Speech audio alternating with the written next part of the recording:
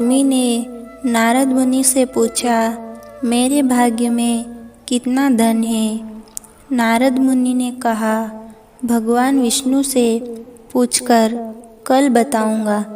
नारद मुनि ने कहा, 1 रुपया रोज तुम्हारे भाग्य में है।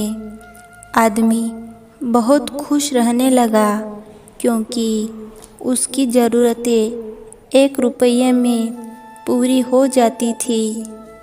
दिन उसके मित्र ने कहा, मैं तुम्हारे सादगी जीवन और खुश देखकर बहुत प्रभावित हुआ हूँ और अपनी बहन की शादी तुमसे करना चाहता हूँ। आदमी ने कहा, मेरी कमाई 1 रुपया रोज की है को ध्यान में रखना, इसी में से ही गुजर बसर करना पड़ेगा तुम्हारी बहन को। मित्र ने कहा, कोई बात नहीं, मुझे रिश्ता मंजूर है। अगले दिन से उस आदमी की कमाई 11 रुपये हो गई।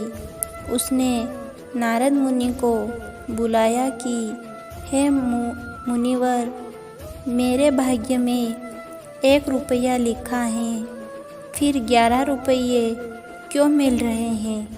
नारद मुनि ने कहा, तुम्हारा किसी से रिश्ता या सगाई हुई है क्या? हाँ हुई है। तो यह तुमको 10 रुपये उसके भाग्य के मिल रहे हैं। जोड़ना शुरू करो, तुम्हारे विवाह में काम आएंगे। विवाह के बाद एक दिन उसकी पत्नी गर्भवती हुई और उसकी कमाई 31 रुपये होने लगी।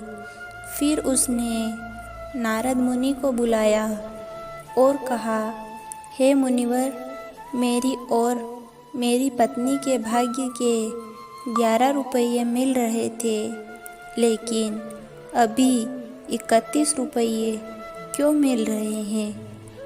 मैं कोई अपराध कर रहा हूँ। मुनिवर ने कहा, यह तेरे बच्चे के भाग्य के 20 रुपये मिल रहे हैं। हर मनुष्य को उसका प्रबंध भाग्य से मिलता है। किसके भाग्य से घर में धन दौलत आती है हमें नहीं पता, लेकिन मनुष्य अहंकार करता है कि मैंने बनाया, मैंने कमाया, मेरा है, मैं कमा रहा हूँ, मेरी वजह से हो रहा है। प्राणी, तुझे नहीं पता तू किसके भाग्य की कमाई खा रहा है।